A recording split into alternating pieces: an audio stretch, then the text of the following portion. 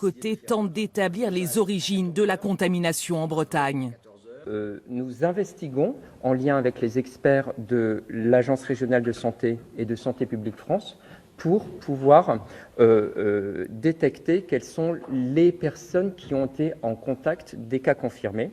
Pour éviter la propagation du virus, tous les rassemblements collectifs sont interdits dans le Morbihan jusqu'au 14 mars.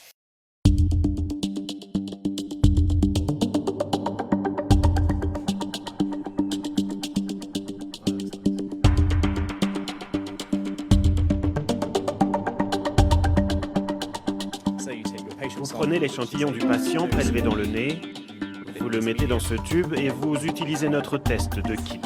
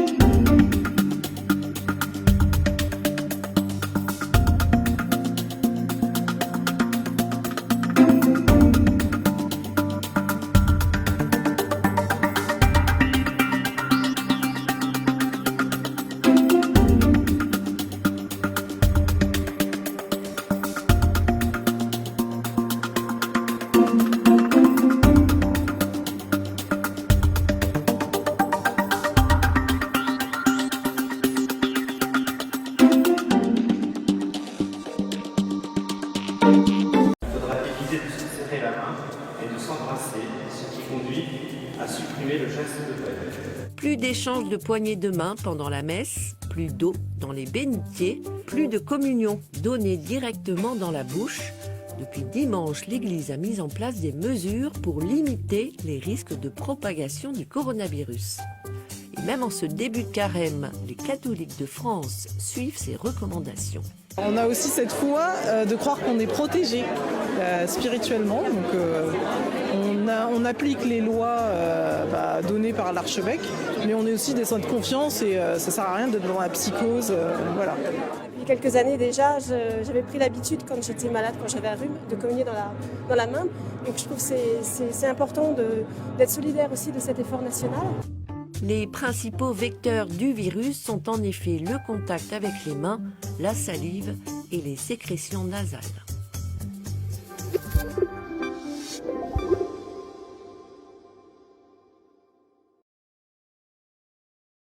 Sur le coronavirus, par exemple, nous supprimons toutes les informations fausses qui pourraient mettre en danger la santé de nos utilisateurs.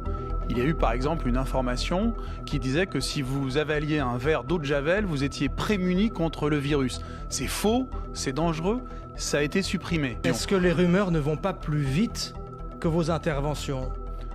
Je ne crois pas. Alors, Facebook va-t-il vraiment plus vite que les rumeurs? Pour le savoir, on a fouillé le réseau social. Si on n'a en effet pas trouvé de post sur l'eau de Javel comme traitement du Covid-19, on a trouvé ce post-ci qui vante l'eau de Javel pour lutter contre les problèmes de peau d'un bébé. C'est bien ce qu'on appelle une idée dangereuse pour la santé. Ensuite, on a aussi retrouvé cette publication qui explique que la médecine traditionnelle chinoise permet de guérir du coronavirus. Ça non plus, c'est pas terrible pour la santé. Et puis, on a trouvé un grand nombre de théories complotistes. Sur cette vidéo, on nous explique ainsi que ce sont les pays occidentaux qui ont sciemment créé le Covid-19. En 2015, on a déposé un brevet aux États-Unis pour une forme de coronavirus atténué. Le coronavirus non atténué serait beaucoup plus mortel que celui actuel, avec ses 2 à 3% de mortalité. Même idée sur ce post Facebook. Le Covid-19 aurait été inventé pour attaquer l'économie chinoise et permettre aux États-Unis de redevenir numéro 1. Ici, on peut lire que le virus survit 9 jours sur du plastique. On pourrait donc être contaminé par des colis en provenance de la Chine, ce qui est, rappelons-le, complètement faux. Bref, quand on voit tout ça, on se dit que ce sont surtout les rumeurs qui vont plus vite que Facebook.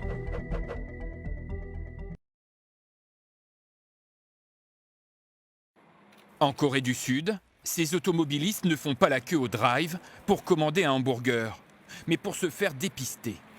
Une méthode inédite qui limite les contacts et qui n'encombre pas les urgences. De plus en plus de gens viennent ici car beaucoup sont inquiets de se retrouver dans des petites salles pour faire les tests. Alors vous le voyez, nous pensons qu'ici en plein air, c'est beaucoup plus sûr. En Chine, pour limiter la contamination au Covid-19, cette chaîne de stations essence propose également un service de course alimentaire. Les clients restent dans leur voiture et leurs achats sont déposés dans leur coffre. C'est pratique. Nous sommes toujours au cœur de l'épidémie, non? Donc nous devons passer le moins de temps dans les endroits fréquentés. Autre système D, pour ne pas être en contact avec des clients porteurs du virus, cette compagnie de taxi désinfecte 2 fois par jour ses véhicules et installe désormais des parois en plastique dans ses voitures. Le taxi est un espace relativement fermé. Même un éternuement peut créer des tensions entre conducteurs et passagers. Plus anecdotique, cet ascenseur chinois sans contact. Bonjour ascenseur. Bonjour. S'il vous plaît, fermez la porte. Ok. Au 3e étage.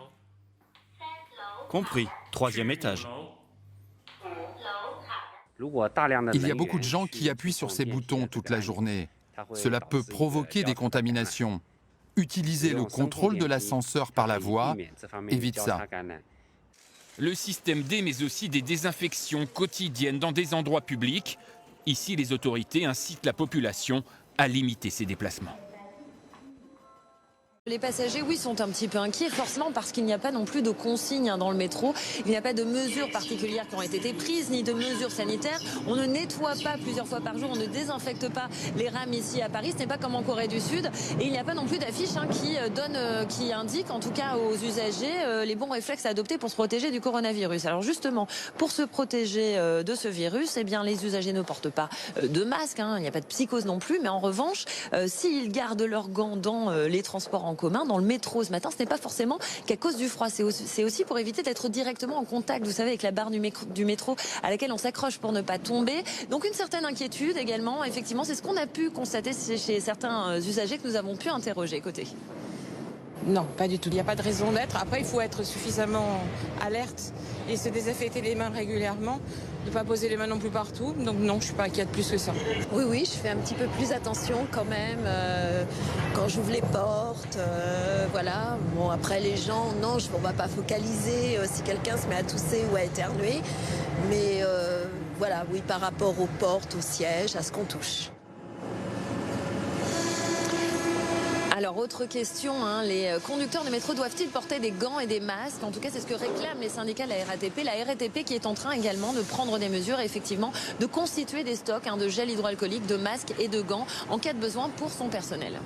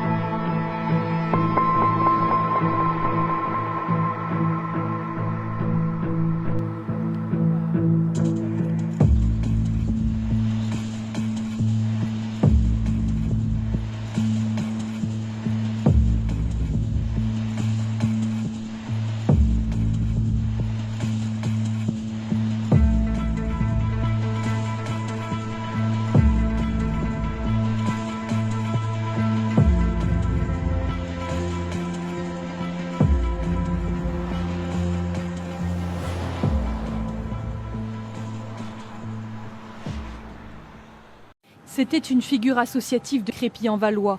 Marie-Thérèse Demand, 89 ans, a été testée positive au Covid-19 après sa mort.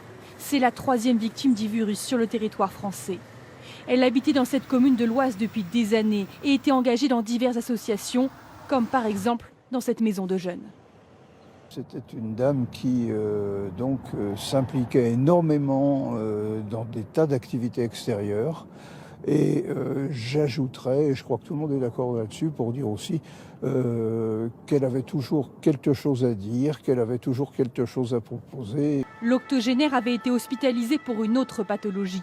Aucune certitude pour l'instant sur le lieu et la façon dont elle a attrapé le virus. Crépy-en-Valois est devenu l'un des foyers de la maladie. 3 cas de Covid-19 ont été détectés dans l'unité de soins longue durée, un dans une maison de retraite.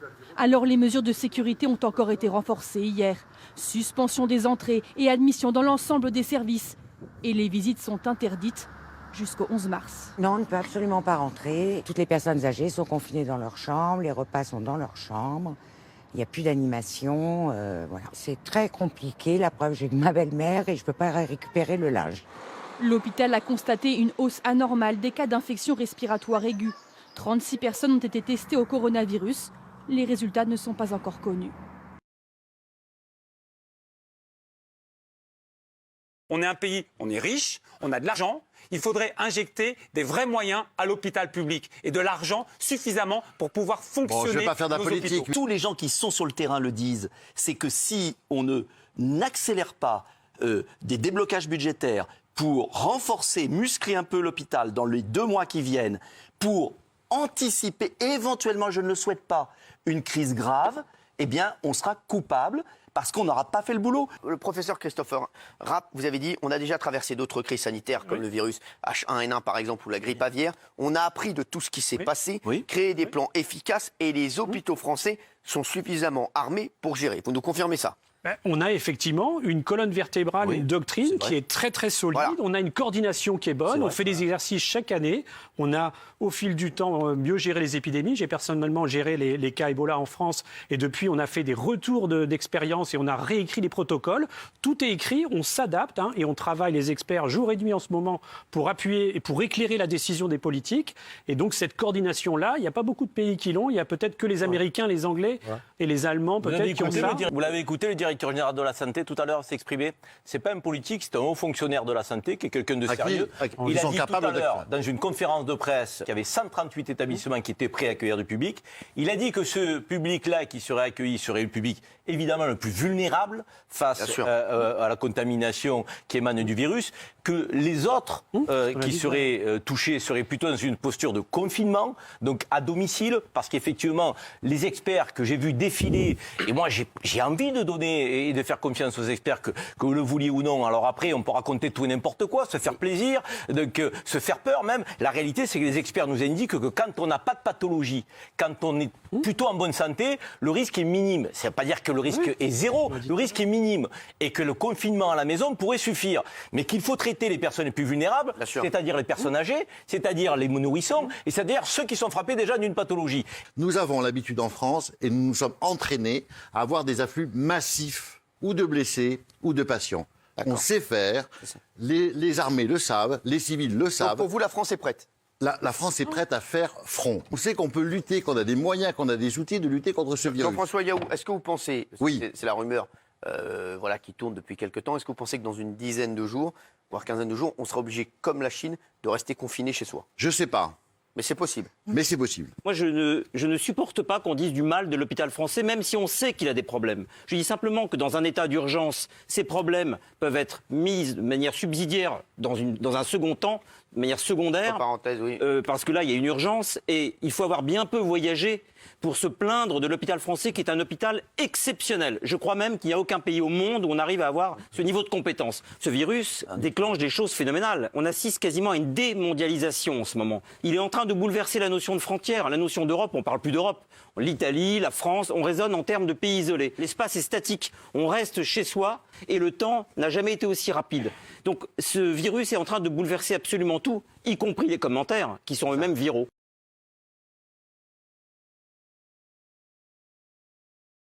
Alors on va rejoindre tout de suite, si vous êtes d'accord, Guillaume Goldstein, au centre des urgences, au centre d'appel.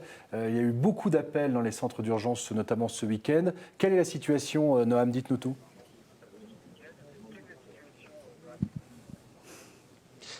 Oui, Guillaume, alors nous sommes ici au centre d'appel du SAMU à Lille. Avant de commencer, le docteur Goldstein voudrait réagir au micro-trottoir que vous avez diffusé il y a quelques instants. Expliquez-nous, quelle est votre réaction par rapport à ce qu'on vient d'entendre? J'ai entendu plein de réactions de bon sens. C'est pas la fin du monde. La Terre va pas s'arrêter de tourner.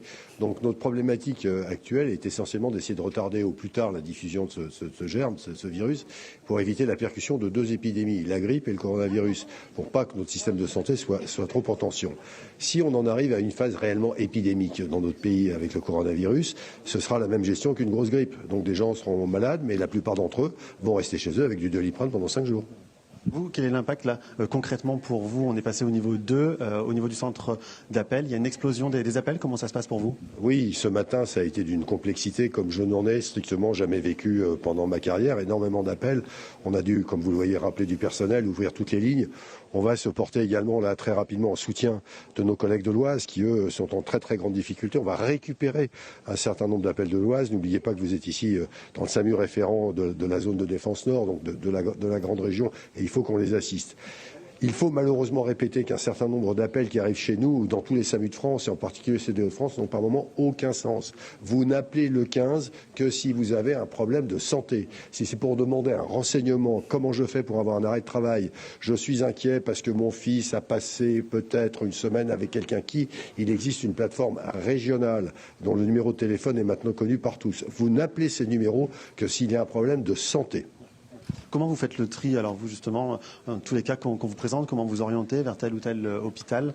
Alors on est aujourd'hui sur des orientations de patients qui sont liées à des critères cliniques précis, hyperthermie, signe d'infection respiratoire haute ou basse, des fréquences respiratoires qui vont augmenter, des antécédents éventuellement, et puis bien entendu l'émergence de zones à risque. Aujourd'hui, l'essentiel des patients que nous avons à prendre en charge sont des patients qui viennent de l'Oise. Je vais être très clair, il n'y a aucun patient du Nord-Pas-de-Calais corona positif aujourd'hui dans nos établissements. Les patients qui sont positifs, il y en a à Lille, il y en a à Tourcoing, il y en a à Arras, sont des patients qui viennent de l'Oise. Donc, pour l'instant, il n'y a pas d'épidémie dans le Nord-Pas-de-Calais. Donc, sachons toute raison garder. Quoi qu'il en soit, nous avons un dispositif hospitalier qu'il faut adapter, qui va des services de réanimation les plus spécialisés, aux services de réanimation standard, aux services de maladies infectieuses et ensuite aux services de médecine. L'essentiel pour nous est de pouvoir préparer et équiper nos établissements hospitaliers de manière à ne pas diffuser le virus pour des patients qui, eux, sont parfaitement sains de ce virus. Vous êtes notamment en relation avec des infectiologues, par exemple, tout le temps? Tout le temps. Je veux dire que mon métier en ce moment, c'est cellule de crise. Donc il y a de toute manière au sein de cet établissement, autour du directeur général et du président de la commission médicale d'établissement, c'est un peu comme ça, une espèce de task force qui associe des gens comme moi, des réanimateurs, qui associe des infectiologues qui sont sous tension, mais qui associe aussi les virologues, les gens des laboratoires qui sont en train de faire tous ces tests-là, et puis également des hygiénistes, des pédiatres aussi, ne les oublions pas. Et c'est cet ensemble-là qui va prendre des décisions adaptées, non seulement pour notre établissement, mais qui se porte aujourd'hui en soutien de la région Hauts-de-France. On est à combien d'appels là concrètement, sur la journée, par heure, vous pouvez l'estimer? Je peux simplement vous donner un petit chiffre comme ça, c'est qu'aujourd'hui à midi, nous avions fait exactement le même chiffre d'activité que le 31 décembre de cette année, qui pour nous représente le plus gros de notre activité sur 24 heures. C'est-à-dire qu'il y avait ici à midi l'équivalent de pratiquement 1800 dossiers de régulation qui étaient ouverts, ce qui est très très complexe. On est monté en puissance, nous avons pu compter également sur des renforts de l'hôpital, des secrétaires, des infirmières, des médecins, des internes viennent nous aider. On va pouvoir monter en puissance, bien entendu sur un mode qui reste raisonnable. Très bien, merci beaucoup Dr Goldstein. Voilà, et on le rappelle, Guillaume Laurent, c'est de ne pas surcharger cette ligne du 15 et de bien prendre en compte les différents critères avant d'appeler et d'utiliser le numéro spécial qui a été mis en place, que vous ne manquerez pas de rappeler évidemment avant la fin de votre édition spéciale.